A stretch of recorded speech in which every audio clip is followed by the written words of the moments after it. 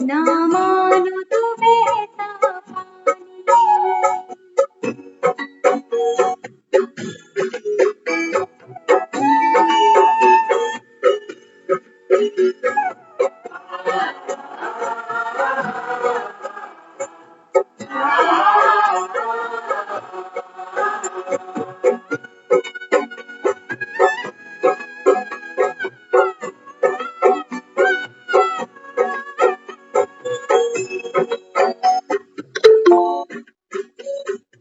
युग युग से मैं बहती आई नीले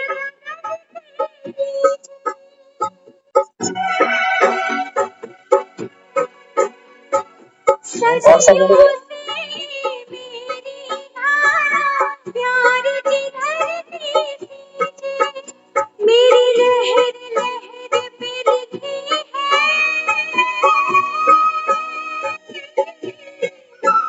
मेरी लहर लहर पे लिखी है इस देश की अमर कहानी मानो तो मैं गंगा माँ हूँ ना मानो तो बहता पानी हरिओम हरिओम हरिओम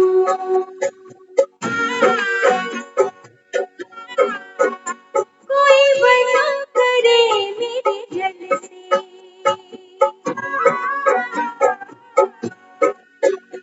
कोई वजह करे मेरे जल से कोई मूरत को नहलाए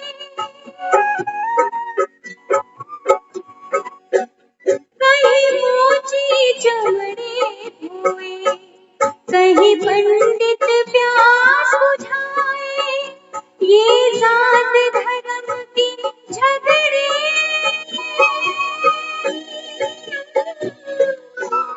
ये जात धर्म की झगड़े इंसान की है नादानी मानो तो मैं गंगा माँ हूँ ना मानो तो बहता पानी हर हर गंगे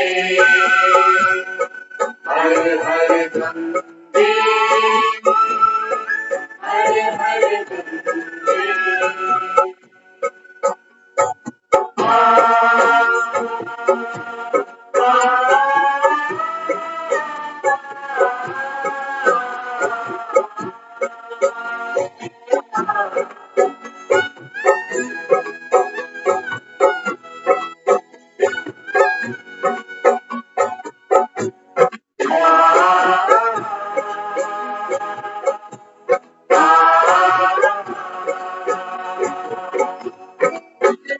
गौतम अशोक अकबर ने यहाँ प्यार के फूल खिलाए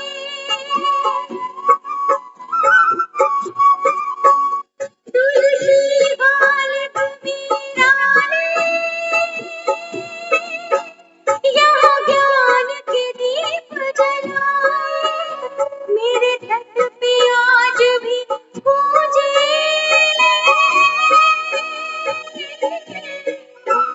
मेरे तट पे आज भी पूजे नानक कबीर की वाणी मानो तो मैं गंगा माँ हूँ ना मानो तो बहता पानी मानो तो मैं गंगा माँ हूँ ना मानो तो बहता पानी ना मानो तो बहता पानी ना मानो तो बहता पानी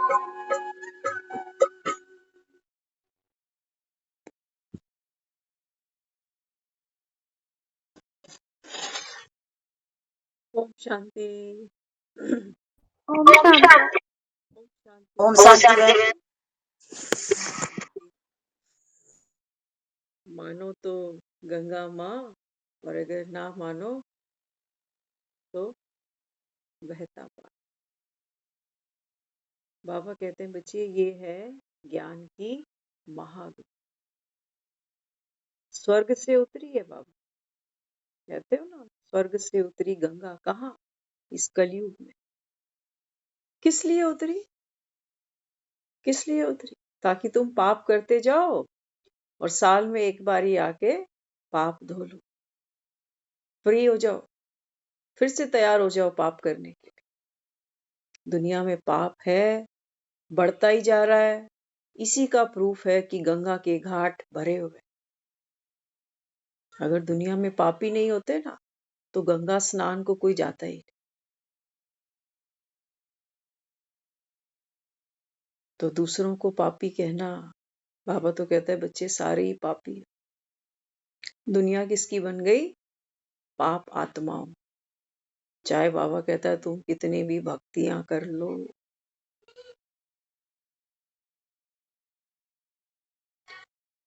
बाबा कहते हैं बच्चे पाप क्या है और पुण्य क्या है, ये भी संसार में कोई जानते नहीं,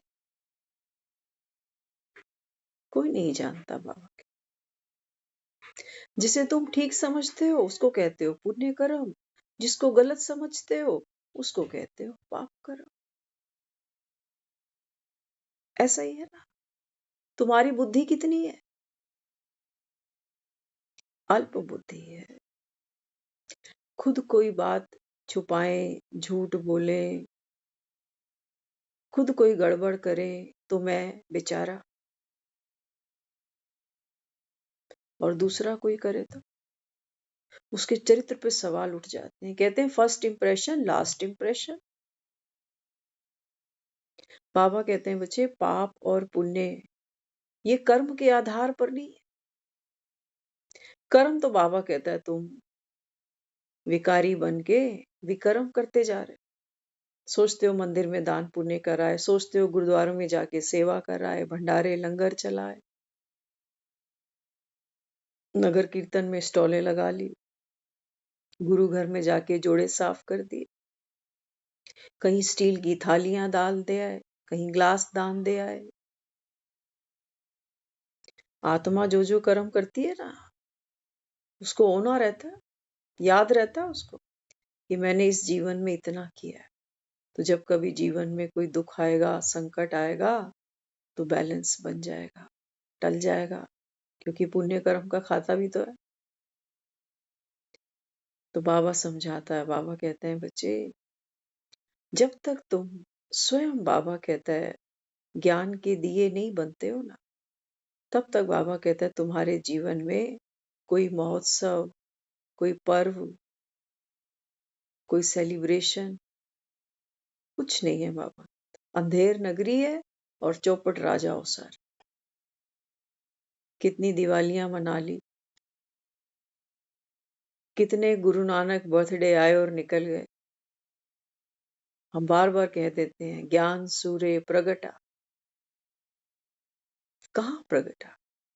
मेरे घर में, मेरे मन में उदासी है, चिंताएं हैं, परेशानियां हैं, विघ्न हैं, कष्ट हैं, रोग हैं, खिटपिट है।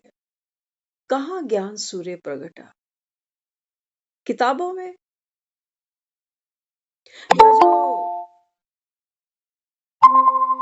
या जो मंदिर और मस्जिदों में, गुरुद्वारों में बैठकर बाणी पढ़ रहे हैं, कलमा पढ़ रहे हैं, शास्त्र पढ़ रहे हैं, बस वहीं पर ही ज्ञान का सूर्य प्रगटा। हमारे जीवन में तो कुछ भी प्रकट नहीं हुआ। हम तो जैसे तब थे ऐसे ही अब हैं, सर के बाल सफेद हो गए। कोई बता रहा था, वो कहता है कि बुढ़ापे में ना आदमी बहुत मोटी सामनी हो जाती। कहते हैं बुढ़ापे में ना आदमी के पास में बहुत पैसा आ जाता है। तो किसी ने पूछा बता कैसे? तो कह रहा देख सर पे तो उसके चांदी आ जाती है, सफेद बाल, और दांत उसके कैसे हो जाते हैं? सोने के। असली दांत तो रहते नहीं, तो सोने के दांत फिट कराते। खून में क्या आ जाती है? शक्कर।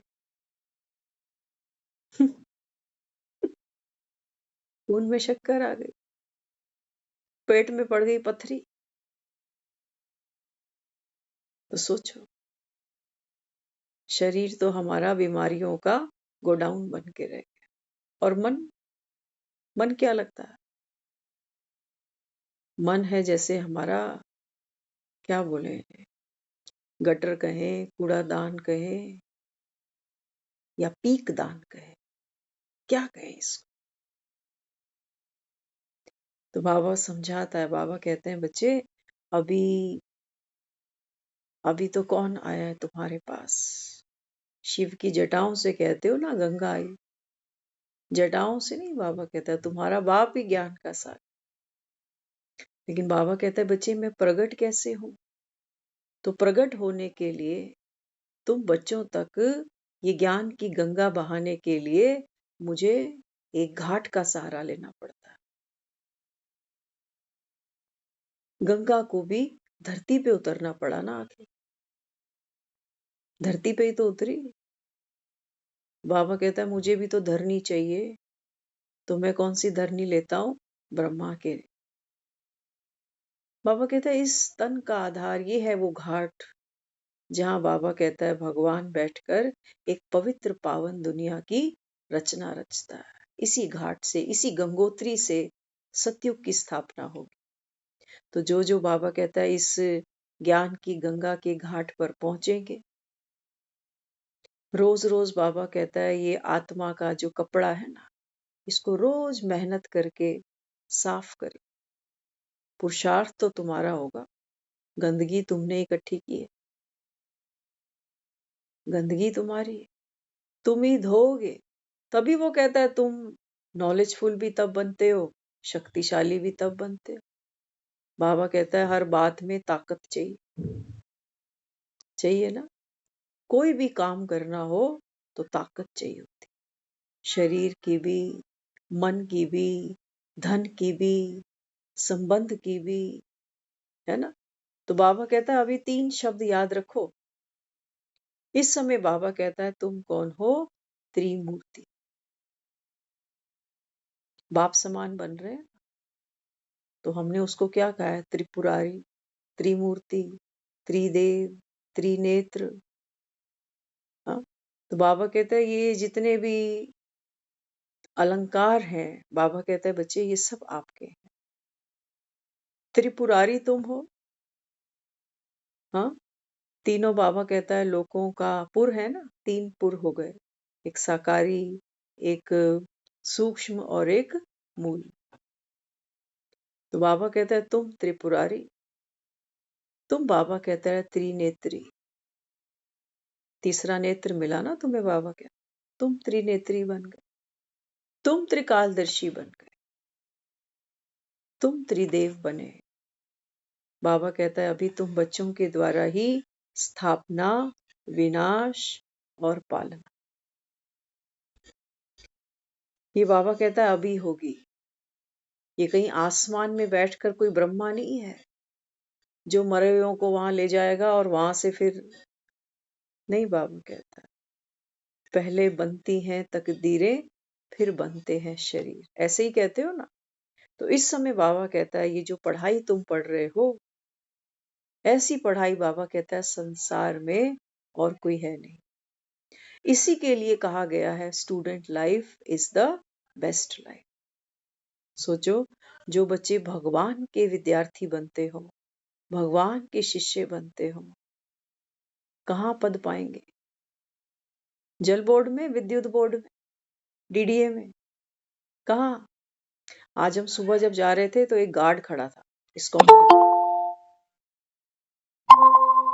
तो वो जो आते हैं रोज मंदिर में श्रद्धालु, किसी को सुना रहा था अपनी जीवन की कहानी चलते चलते। वो बोला मेरा जो फादर है ना, वो रिटायर्ड है, सरकारी नौकरी। मेरा भाई वो भी सिपाही रैंक पे है, वो भी सरकारी नौकरी। एक और भाई वो भी सरकारी। एक मैं ही हूं जो यहाँ गेट पर सिक्योरिटी गार्ड बना हुआ। कहाँ से भेद पड़ गया? बाप तो है रिटायर्ड, 2 भाई हैं वो सरकारी महकमे में, और ये भाई हमारा मंदिर के बाहर एक सिक्योरिटी गार्ड। कद काठी उसकी बहुत अच्छी थी। तो बाबा कहता है बच्चे, जैसा और तैसा, ये बाबा कहता है लॉ है दुनिया का, इसको भूलना नहीं, इसको नहीं भूल जाना। इस समय बाबा कहता है भगवान बैठ के पढ़ा रहा। तो बाबा कहता है जितना पढ़ोगे उतना बाबा कहता है पद प्राप्ति हो। अभी तो आधे से ज्यादा जीवन तो सोचो निकल ही गई। क्या कहते हो? जितना जी चुके, क्या इतना और ऐसा अब जीना है? और क्या कहोगे? जितना जी चुके, क्या इतनी उम्र आगे लगती है? अगर लगती भी है तो जैसे अब तक का समय निकल गया है ना, बचपन भी बीता, जवानी भी बीती, अब ये दिन नहीं मिलेंगे लौट के। अब तो बुढ़ापे को संभालना भी एक बहुत बड़ा चैलेंज बन गया, क्योंकि बुढ़ापे में ना बूढ़ा शरीर इतना कष्ट नहीं देता, लेकिन बुढ़ापे में जो मन बूढ़े हो जाते हैं ना, चिड़चिड़े, वो बहुत दुख देता है। और बुढ़ापे की भी क्या बात करें, आज तो बाबा कह ही रहा है। बाबा कहते हैं बच्चे, सबके अंदर इतना देह अहंकार है कि बाबा कहता है एक दूसरे से सब जेलस करते हैं, आपस में लून पानी हो जाते हैं। तो बुढ़ापे की कोई इंतजार थोड़ी करनी पड़ेगी। पल पल में बाबा कहता है तुम्हारे मूड ऊपर नीचे हो जाते हैं, रिश्ते बिगाड़ देते हो। अहम आता है ना कि मैं पढ़ा लिखा, मैं पैसे वाला, मैं समझदार, मेरा रिश्ता ये, और मुझे रिगार्ड कितना, रिस्पेक्ट कितना। तो बाबा कहता है ये देह का अहंकार क्या करता है, आपस में जेलिसी। ये क्या है जेलिसी? ये तो बाबा कहता है आत्मा ना जलती है। आत्मा बिचारी 84 का पाठ तो खेलती है, लेकिन तंदूर में रोटियां देखते हो कैसे सिकती हैं? देखी होंगी कभी आपने? गरम गरम अंगारे होते हैं उसके अंदर तंदूर में। हाथ डाले ना अगर, हमारे तो हाथ ही सिक जाएं। आत्मा 84 जन्म ऐसे ही गरम गरम तंदूरों में जाके सिकती है, ऐसे ही सिकती है। कभी अपने दुख से, कभी दूसरों के सुख से, कभी आने वाले समय की चिंताओं से, कभी बीती हुई कड़वी यादों से। पल पल आत्मा लून पानी होती जा रही है, होती जा रही है, होती जा रही है। दवाइयां तो हम खा लेते हैं, दवाइयां तो हम खा ही लेते हैं, क्योंकि क्या करें, दवाइयां ही हैं जो अवेलेबल हैं, बाकी तो कुछ भी अवेलेबल नहीं। न मन का सुख है, न कहीं शांति है, क्योंकि जैसा चाहते हैं वैसा होता नहीं, और जो नहीं चाहते वो चीजें बार बार जीवन में सामने आती, चैलेंज बनकर, विघ्न बनकर। तो बाबा कहते हैं बच्चे ये है कड़ी बीमारी। माया बाबा कहता है ऐसे मस्त चुई है जो तुम्हें काटती है और तुम्हें होश भी नहीं है। चुई जब काटती है ना तो पता थोड़ी चलता, बाद में पता चलता। बाबा कहता है माया भी बड़ी मस्त चुई है। तो बाबा ने आज हमको एक एक बाबा ने हमको परहेज दी है। बाबा कहते हैं बच्चे अगर स्वस्थ तुमको रहना है ना तो आपस में लून पानी नहीं होना। आज घरों में जो हम माहौल देखते हैं ना, वो क्या करें, एक छत के नीचे रहना है, समाज है, सोसाइटी है, कुछ भी कह लो, प्रेशर ही है बस। लेकिन बाबा कहता है जब तुम आपस में लून पानी होते हो ना, एक दूसरे की कमियां देखते हो, हम्म, चिल्लाते हो एक दूसरे के ऊपर, गुस्सा करते हो एक दूसरे के ऊपर, धमकी देते हो, हम्म, तो बाबा कहता है फिर क्या होता है, क्या होता है? माना मेरा सुख दूसरे पर निर्भर है कि ये ठीक से रहे, ठीक से मेरे को सहयोग दे, जो मुझे चाहिए समय पे दे तो ठीक है, नहीं तो इसके साथ तो जीवन निकालना बड़ा मुश्किल हो रहा है। आपने देखा शादियां करना बहुत आसान है, 5 रुपए में भी लोग शादी करते हैं। किसी को आमंत्रण निमंत्रण देने की जरूरत भी नहीं है, बिना पंडित के भी शादी हो जाती। लेकिन अगर तलाक कराना हो ना, तो 5 रुपए में तलाक नहीं होते। और बिना वकीलों के, बिना कागजों के, बिना नोटों के, बिना एक दूसरे के एग्रीमेंट के साइन नहीं होते, तलाक नहीं होते। संसार में फंसना बड़ा आसान बना हुआ। शिव के मंदिर में जाते हैं लोग, माला एक्सचेंज कर लेते हैं, हो गई शादी। चुपचाप शादी कर लो, दुनिया को मानना पड़ता। लेकिन चुपचाप जाके डिवोर्स कराओ, है कोई ऐसा लॉ? तो फंसना बड़ा आसान है, निकलना मुश्किल है, जटिल।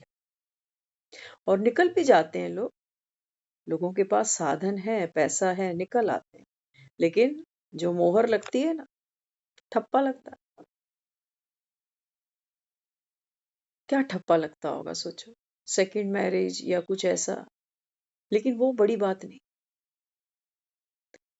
ठप्पा ये लगता है कि पहली शादी कामयाब नहीं हुई,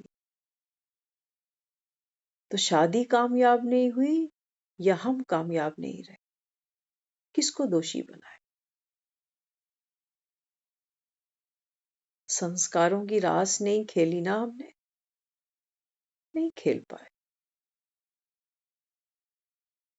तो बाबा अपने को क्या दे रहा है? बाबा कहते हैं बच्चे आप आत्माओं ने ना अभी, ये तो बाबा कहता है अभी विश्राम मिल रहा है तुम्हें, संगम युग अतीन्द्रिय सुख है, बाबा कहता है अगर समझो तो।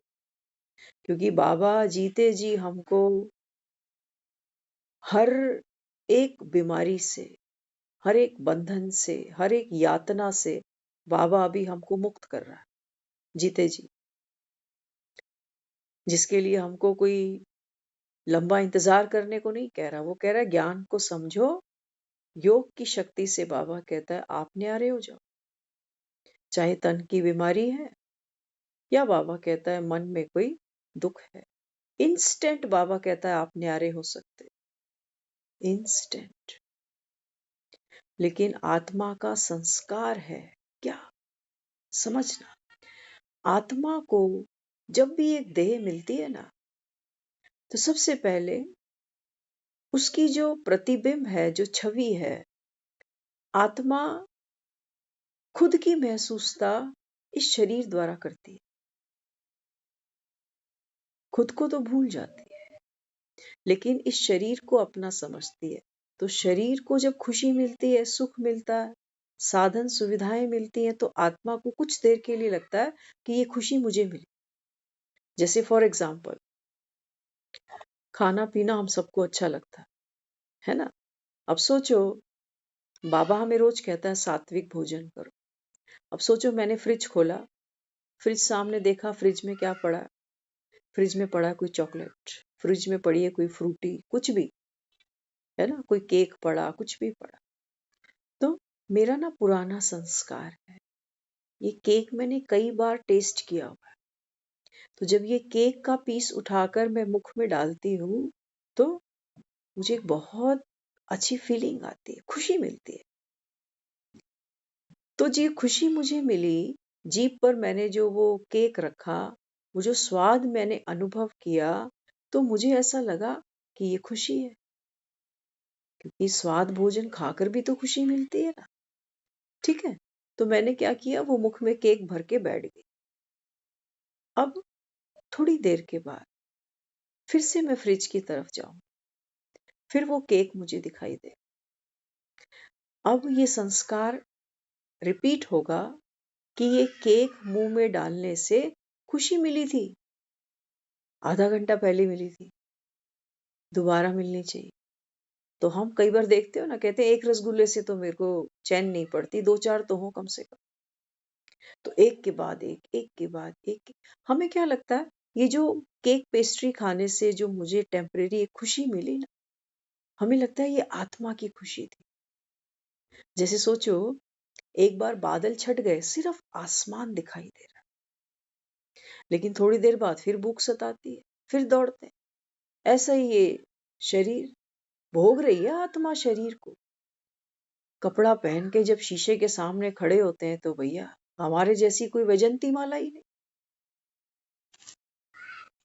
भले ही घर का, अभी कल परसों हम कुछ सुन रहे थे तो दो दोस्त थे, दोस्त भाई जो भी कह लो, तो शादी पे उसने जाना था तो बार बार वो उसके सामने कुछ ना कुछ पहन कर आए, ये पहन के जाऊं, ये पहन के जाऊं, ये पहन के जाऊं। तो सामने वाला ना इरिटेट हो, उसने क्या कहा, कहता यार तू जो भी पहन ले, लगना तूने बदसूरती है। हम्म? तो आत्मा जब जब ये शरीर को लेती है ना, तो ये जितनी भी हमें इंद्रियां मिली है, ये बॉडी हमको मिली है, हम अच्छा कपड़ा पहन के शीशे के सामने जरूर जाते हैं, कैसा लग रहा, तो ये खुशी मिलती। ये संस्कार पड़ गया आत्मा का कि जब तन को खुशी मिलेगी तो मन खुश हो जाएगा, चार लोग तारीफ करेंगे कि वाह भाई वाह। सोचो मैं सज धज के बाहर निकलूं और कोई मुझे नोटिस ही नहीं करे, कितनी तकलीफ होती। कहते किसी ने पूछा ही नहीं कि बंटन के कहाँ चल दिए आज,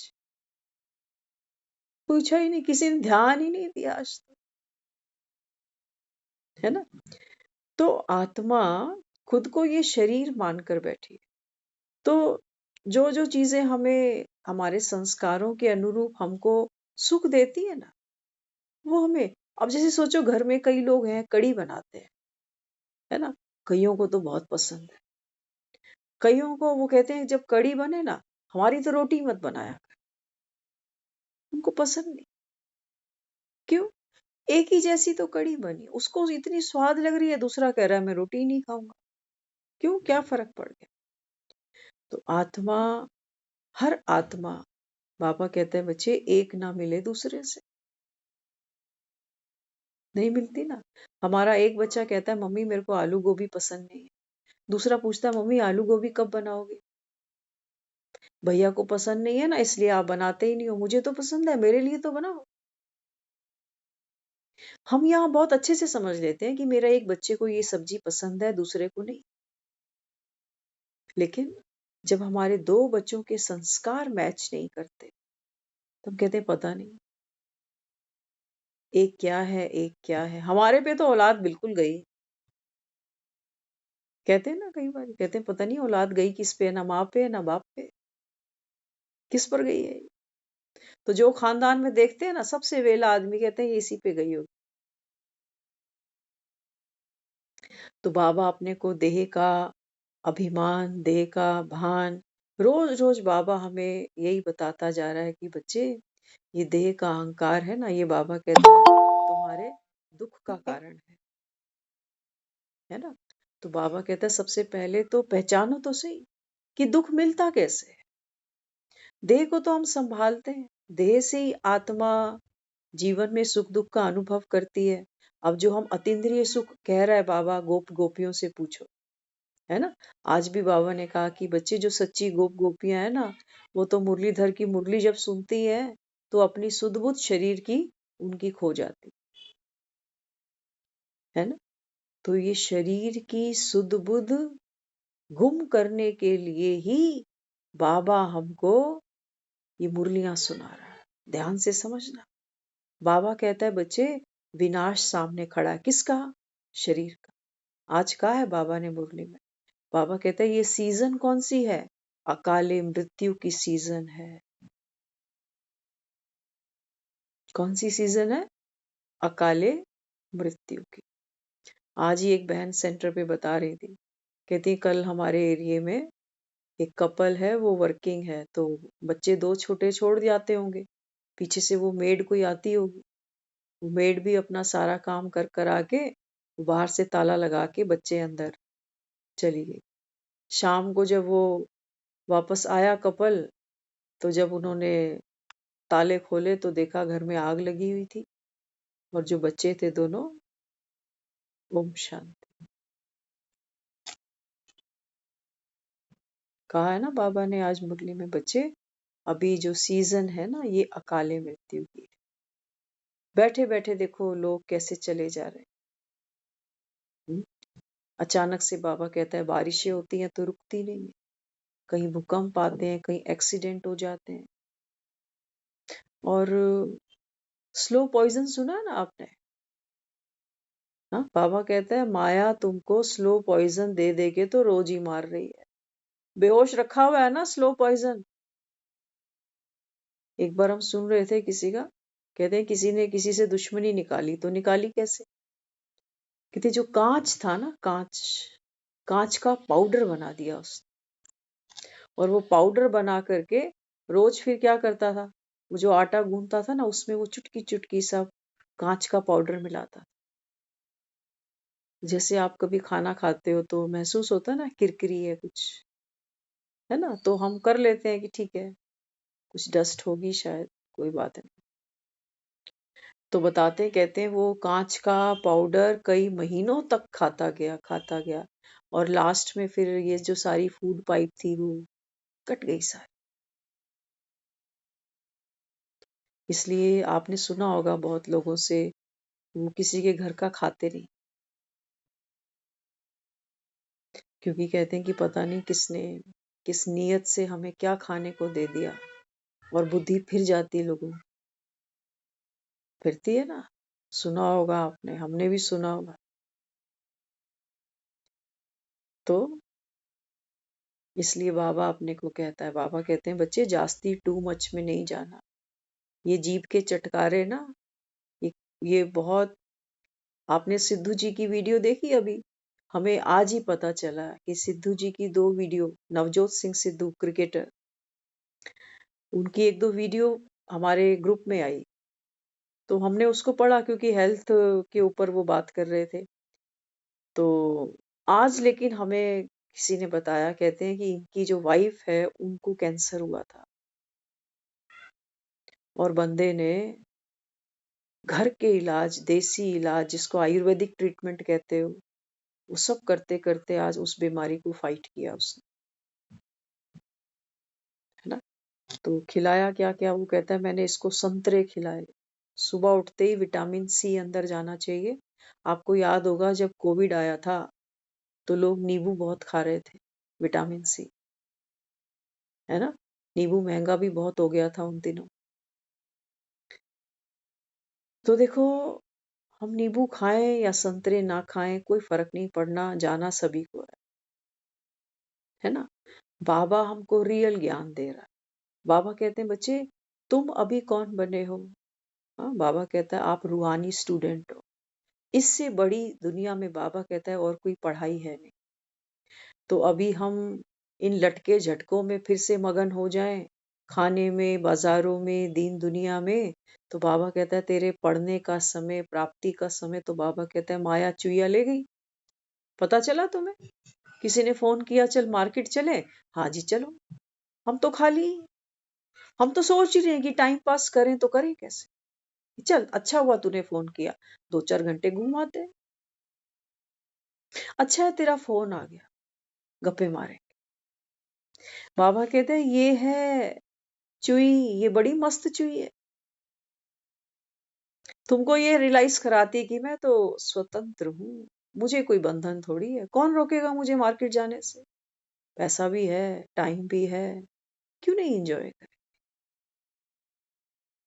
अलमारियां तो भरी पड़ी हैं, आपका हमें पता नहीं, लेकिन अपनी तो हम देखते हैं। हमारे पास तो जगह नहीं होती कि हम इसको फेंके तो कहाँ फेंके अब। वो उठा उठा के हमारे कपड़े ही दुखी हो जाते हैं सारे, कि इधर भी पड़े, उधर भी पड़े, वहां भी पड़े, है ना। हमने किया ही यही सब कुछ, यही किया है अपने पूरे जीवन। और अब हम ये मुरली सुन रहे हैं ना, तो भी वो संस्कार जो पुराने हैं वो खींचते हैं अपनी तरफ, वो खींचते हैं। लेकिन अब ये लगता है कि व्हाइट पहनो तो ठीक है ना, ज्यादा टू मच में क्यों जाना, कि ये वो तो कोई अंत ही नहीं है, रोज मार्केट में नई चीज आई पड़ी हुई है। तो बाबा ये जंजीरें, बाबा कहता है ये बहुत सूक्ष्म जंजीरें हैं देह के अभिमान की। इसमें बाबा कहता है तुम्हारे कान भी शामिल हैं, तुम्हारी आंखें भी शामिल हैं, तुम्हारी जीभ भी शामिल है, एक एक इंद्री बाबा आप महसूस करते होगे, फोन सबके पास होते हैं आजकल, है ना? बड़ी काम की चीज देख रहे होते हैं, जैसे ही क्लिक करते हैं उसको, सामने कोई और वीडियो आ जाती। अच्छा, फिर है तो चुस्त सियाने, सोचते हैं चल एक इसको देख लेता हूँ, तो फिर वो स्क्रॉल होती जाती है, स्क्रीन होती जाती है, होती जाती है। कोई आवाज भी लगा रहा होता है, सुनो जरा, 1 मिनट सुनो जरा, कहते हैं हाँ बस अभी आया, अभी आया। अब तो डाटा की भी कोई लिमिट नहीं है, घरों में वाईफाई लगे पड़े, है ना? तो बाबा कहते हैं बच्चे, तुमने जीवन में जितनी भी भक्ति की होगी ना 63 जन्मों में, बाबा कहते हैं उसका फल वन टाइम मिलेगा। सोच लो, सोचो हमारे घर में 48 घंटे के बाद पानी आना हो, तो हम कितनी तैयारी करके रखें, कितनी तैयारी करें। हमारे एरिया में 20 साल पानी नहीं था। कितने साल? 20 साल पानी नहीं। तो जितनी भी पब्लिक थी ना, टैंकर आता था, टैंकरों पे जा जा के लोग पानी भरते थे। हम लोग क्या करते थे, हम प्राइवेट कैन मंगवाते थे, बड़े बड़े ड्रम आते थे, तो एक रिक्शे पे 2 या 3 ड्रम आते थे, और वो वीक में 2 बार हमें मोटर से पानी ऊपर चढ़ा के दे जाता। लेकिन वो पानी हम यूज कैसे करते होंगे, सोचो कैसे करते हो। घरों में कोई मेहमान आता था ना, हंसते थे, आज भी वो लोग हंसते कई बार। कोई पानी पीने आता था घर में, हम उसको कहते थे भैया जितना पीना है उतना डलवाना, पूरा गिलास पानी का नहीं भरेंगे तेरे लिए, कि पता चले तूने 2 सिप करके पानी का गिलास वेस्ट कर दी। हंसते थे मेहमान आकर, वो कहते थे ये क्या है कि पानी जितना पीना होता ना। मैं कहा भैया बिल्कुल, पहले तो पी के ही आओ और साथ में बॉटल भी लेके आओ।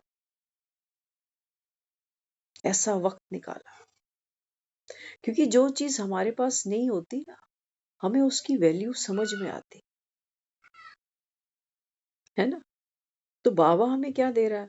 बाबा कहते हैं बच्चे ये वो पढ़ाई है, अभी तो हो सकता है तुम बहुत लाइटली लो कि ठीक है रोज ही मुरली क्लास हो रही है, एक दिन नहीं सुनेंगे तो क्या फर्क पड़ना, कोई बात नहीं, उसे तो कोई फर्क नहीं पड़ना। गंगा की जो लहरें हैं ना, हरिद्वार की गंगा को कोई फर्क नहीं पड़ता कि मैं वहां रोज गई कि 20 साल में एक बार। पढ़ रहा, उस बेचारी को तो याद भी नहीं कि कितने आ रहे हैं और कितने जा रहे हैं, कोई चार्ट थोड़ी बना के बैठी है वो। बाबा कहते हैं बच्चे ये ज्ञान की गंगा है, तुम्हारे घर तक उतर गई, और भगवान से अब क्या चाहते हो? क्या चाहते हो? भगवान तो अविनाशी ज्ञान रत्नों का सागर है, और हमारे घर तक आ आ के फेंक रहा है रतन कि आजा ले जा, तू भी क्या याद करेगी। लेकिन हमें इन रत्नों की वैल्यू नहीं आ रही। क्यों नहीं आ रही वैल्यू? क्योंकि हम इनको यूज करने की जो विधि है वो नहीं समझ पा रहे। विधि नहीं समझ पा रहे तो सिद्धि प्राप्त होने का तो मतलब ही नहीं। हम कह रहे हैं कि जीवन की स्ट्रेस खत्म नहीं होती, चिंताएं वैसी की वैसी ही खड़ी हैं। ये मुरली किस काम की है? किस काम की है? ये तो किसी पंडित से पूछो, पंडित से पूछो, पंडित जी ये इतनी महंगी महंगी अंगूठियां बेच रहे हो, ये किस काम की? तो पंडित जी बताएगा आपको कि कौन सी दोष के लिए कौन सा रतन पहना जाता है, कौन से दिन पहना जाता है, कौन से मंत्र के साथ पहना जाता है। नॉलेजफुल है वो। तो बाबा कहते हैं बच्चे ये मुरली है ना, बाबा कहता है ये तुम्हारे 84 जन्मों को, आज हम देख रहे थे न्यूज चैनल पे दिखा रखा था, संविधान भारत का लागू हुआ है ना। तो पीएम क्या कर रहे थे, वो जो संविधान की किताब है ना उसको नतमस्तक कर रहे थे। हम सोच रहे मन में, भारत इससे चला कितना नीचे गिर गया। लेकिन जो बाबा हमको मुरलियां सुना रहा है ना, ये है सतयुग का संविधान। सर माथे उठाना चाहिए मुरली को, सर माथे। भगवान की मूर्तियां कैसे चूमते हो? चूमते हैं ना। कई मंदिर में दर्शन करेंगे, पैर चूमेंगे, मंदिर की दहलीज चूमेंगे, क्या क्या करते। मुरली चूमी कभी? मुरली से प्यारा कुछ है? यही तो मुरलीधर है, जिसके पैर चूमते थे, जिसकी दहलीज जा जाके मंदिरों में चूमते थे। यही मुरली तो मुरलीधर है, और क्या है। उसके दिल की आवाज है दिल तक, रूह की आवाज है रूह तक। समझो तो, समझो तो। सामने वाले को तो मत देखा करो कि कौन बैठा हुआ है, ये क्या है, ये उम्र में क्या है, समझ में क्या है, बातचीत में क्या है, छोड़ो उसको। हमें क्या मतलब, ये पानी रिक्शे पे ले आया या जहाज पे ले आया, ड्रम में ले आया कि बाल्टी में ले आया। अरे मुझे तो पानी से मतलब है, मेरी टैंकी में पानी चढ़ा भाई, क्या मतलब। नहीं तो कई बार ऐसी भी गड़बड़ हो जाएगी, सामने वाले में कमी देखोगे तो कहोगे अच्छा ये मुरली सुना रही थी। तभी तो हम कहते हैं कि संपूर्ण तो कोई बना ही नहीं। अरे तू बनना, तुझे किसने रोका, ये तो नहीं बना। कल भी बाबा ने कहा, तुम क्या कहते हो, तुम कहते हो कि महारथी तो ऐसे ऐसे करते। बाबा ने कहा जिस समय किसी से भूल हुई, अवज्ञा हुई, बाबा कहता है उस समय वो महारथी नहीं है। तुम सब, बाबा कहता है, टीचर बन सकते हो, गुरु नहीं बन सकते। बाबा कहता है मुरली में, बच्चे पढ़कर टीच कर सकते, लेकिन बाबा कहता है बच्चे, तुम ना तो किसी का बाप बन सकते हो और ना किसी का गुरु बन सकते हैं हम। कौन है आत्माओं का पिता? परमात्मा शिव है। एक सच्चा सदगुरु कौन है? वही है जो हम सबको पार उतारे।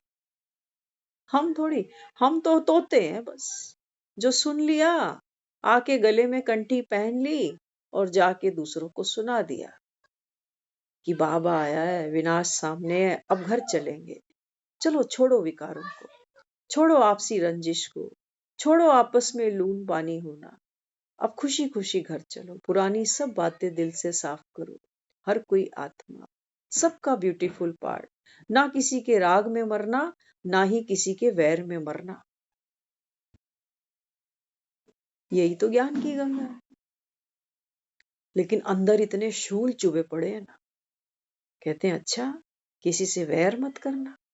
अगला आदमी हमारी शक्ल देख के भी राजी नहीं, और हम इनको दुआएं दे, मत दो, मत दो। अगर दुआएं नहीं दोगे ना, कुछ तो दोगे, कुछ तो देना ही पड़ेगा, कुछ तो दे ही रहे हो, अनजाने में ही सही। एक बार चेक करना जरा, कुछ कुछ ऐसे लोग हैं हमारी लिस्ट में जिनके साथ हमारे कोई टर्म्स भी नहीं है, जो रिश्ते में तो कुछ लगते हैं, लेकिन ना वो आते जाते हैं ना हम आते जाते हैं। क्या लग रहा है आपको, वर्के फट गए? क्या लग रहा है, तोड़ निभ गई? ना जी। जब कुछ करना होता है, लोगों को बुलाना होता है ना, तो सबसे पहले ये 4-5 नाम माइंड में आते हैं। कहते हैं बस इनको छोड़ दो, इनको छोड़ देना, बाकी ठीक है बुला लो। आज तो इनको छोड़ दोगे, आज तो छूटे ही हुए हैं ये, रंजिश है ना। लेकिन आत्मा, आत्मा माना, बाबा कहते हैं बच्चे, फ्लो, हमारे विचारों का फ्लो, हमारी फीलिंग का, वहां से हर्ट है ना हम। एक फीलिंग है जो मन के किसी कोने में बैठ गई, मन के किसी कोने में बैठी है। और हम भी हम भी टस से मस नहीं होने वाले। हम कहेंगे हमारी तो कोई गलती थी नहीं, हमने तो रिगार्ड भी किया, बार बार रिस्पेक्ट भी की, लेकिन अगलों को ही हमारी कदर नहीं, उनको जरूरत ही नहीं है हमारी, तो हम भी फिर क्या करें। तो बाबा हमको बहुत क्लैरिटी से एक बात यहाँ समझाता है। बाबा कहते हैं बच्चे, एक भी, बाबा कहता है, एक भी, बाबा कहता है कोई ऐसा हिसाब किताब रहेगा ना। एक मुरली में बाबा को एक बच्चे ने क्या कहा, बाबा ने जब कहा ना कि सबको आत्मा जानकर, बाबा कहता है क्षमा कर दो। अगर आपको लगता है कि किसी ने मुझे धोखा दिया, मेरा दिल दुखाया, तो बाबा ने कहा सबको क्षमा कर दो, सबको दुआएं दो। तो एक कोई होगा हमारे जैसा चतुर सुजान। उसने बाबा को क्या कहा? उसने कहा बाबा मैं सारी दुनिया को माफ कर सकता हूँ। किसको? सारी दुनिया को। बस एक इसको छोड़ दे। बस एक है ये, इसको छोड़ दे। पता है बाबा ने क्या कहा उस मुरली में उसको? बाबा ने कहा तू सारी दुनिया का ठेका छोड़, सारी दुनिया को छोड़ दे तू बस एक इसको माफ कर, तब आत्मा पावन बन सकेगी, नहीं तो नहीं। एक, ये एक ही है जो कई बार हमारे जीवन के इतने बड़े बड़े हिसाब किताब लेकर आ जाता है। एक ही है। कई बार देखते हो ना, कोई नौकरी की कोई सिलेक्शन है, कोई पेपर में मुझसे टॉप 1 नंबर से चला गया। हाँ, होता है ना ऐसे। हम कहते हैं देख इसके और मेरे में सिर्फ 1 नंबर का फर्क आया। ये वही लोग हैं हाँ, जिन्हें आज माफ नहीं कर पा रहे हैं ना। ये आने वाले जो खेल होंगे, उन खेलों में ये आत्माएं फिर हमारे से आगे चलेंगी। और हमारा ये जो संस्कार बाबा आज कह रहा है लून पानी होना बंद करो, ये किसी पर कोई एहसान नहीं कर रहे हम।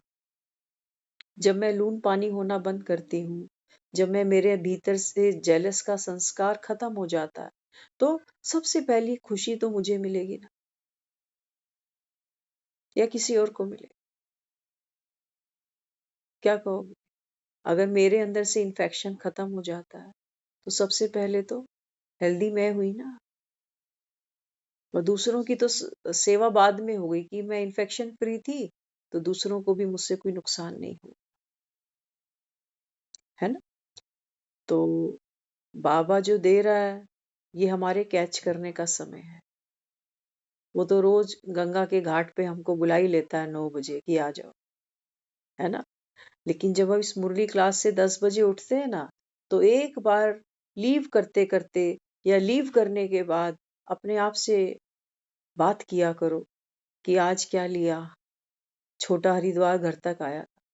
सुनते हो ना लोग कई बार आजकल छोटे हरिद्वार की भी बात करते, है ना? तो ये हमारा संगम है छोटा, लेकिन बाबा कहता है बच्चे ये सबसे बड़ा मैजिकल युग है।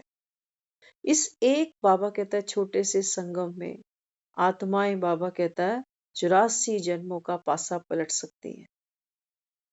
ना केवल अपना, मजे की बात है, ना केवल अपना, बल्कि बाबा कहता है दूसरों का। क्योंकि इस समय बाबा ने हम बच्चों को निमित्त बनाया है, स्थापना का, पालना का और विनाश का। तो विनाश किसको करेंगे? बाबा कहते हैं बच्चे विनाश होगा क्या? तुम्हारा देह का अभिमान। विनाश होगा क्या? बाबा कहते हैं जिसको मैं और मेरा मानकर बैठे हो। मेरी मेरी बुद्धि, मेरा स्वभाव, मेरा संस्कार, मेरी आदत, मेरी सोच, मेरी दृष्टि, ये सब बाबा कहता है ये सब पुराना है, कलयुगी है, मायावी है, पतित है। इसको फेंको, बाबा कहता है ये तुम्हारे कोई काम नहीं आएगा। इसी की वजह से आत्मा दुख अनुभव करती। तो पुरानी चीजों से तो लगाव भी होता है ना, तो झट छूटती भी नहीं। तो इसलिए बाबा कहता है छोड़ने की मेहनत नहीं करो। क्या करो? आज एक बहन हमारे साथ क्लास के बाद वापस आ रही, तो वो बात करने लगी। छोटी सी बात उन्होंने कर दी। वो कहती है कि मैं सोचती हूँ चाय छोड़ूं, लेकिन चाय तो नहीं छूटती। मैंने उनको एक ही चीज कही, मैंने कहा आपको किसने कहा है चाय छोड़ो? क्यों छोड़नी है चाय? चाय पियो, 2 पीते होगे, 3 पीते होगे, कितनी चाय पी लेते हो? 2-3 चाय पीते। मैंने कहा यहाँ हमें ना बुरी चीज छोड़ने की तो हमारी अभी इतनी स्ट्रेंथ है ही नहीं। हमें बहुत लोगों ने बहुत कुछ बताया है कि सेहत के लिए। अभी बीच में कालका जी में क्लास हुई थी, एक डॉक्टर साहब को इनवाइट किया था वहां। तो वो जो जो बोलते जा रहे लोग नोट्स लिख रहे थे कि सुबह उठ के क्या खाना है, फिर उसके बाद क्या, इस बीमारी के लिए क्या करना है। उस सब इतने बार बार उनको बोले इसके लिए बताओ, उसके लिए बताओ, डायरियां लिख रहे हैं लोग। उनको कह रहे हैं फिर आप दोबारा कब आओगे डॉक्टर साहब? और मुझे नहीं लगता, उस बेचारे डॉक्टर ने सबको खड़े होकर एक्सरसाइज भी बताई थी कि ये 5 मिनट की एक्सरसाइज रोज करोगे तो बीमार नहीं पड़ो। एक भी आदमी कुछ भी नहीं कर रहा, कुछ भी नहीं कर रहा, कोई चेंज नहीं है किसी के अंदर। वो थोड़े दिन की थी, वो ये एक्सरसाइज करो करो करो, किसके पास टाइम है एक्सरसाइज का, है ना? तो नए को अडॉप्ट करेंगे, है ना? नई चीज अच्छी लगती है ना, नया फोन अच्छा, नई ड्रेस अच्छी, नया घर अच्छा। तो आत्मा का जो संस्कार है क्या, वो उसको नवीनता पसंद है।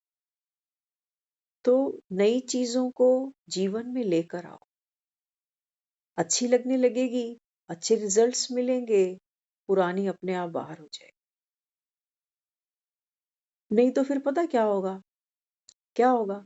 वो एक कप चाय छोड़ने की बात कर रही थी, सोचो 20-25 दिन वो छोड़ भी देगी, लेकिन बहुत पुराना संस्कार है, फिर चाय मुख पे लगेगी, और फिर अंतरात्मा से पता है क्या आवाज आएगी, कि चाय भी नहीं छूटती, थोड़े दिन छूटी थी, फिर आदत लग गई।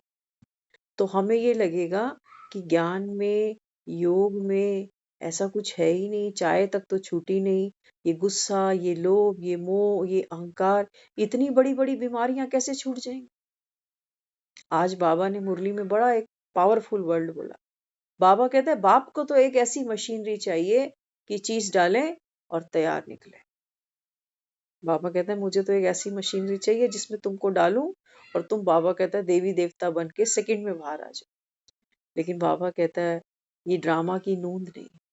बाबा भले ही जल्दी जल्दी करे, लेकिन बाबा कहता है ड्रामा में हर चीज अपने समय पर होगी।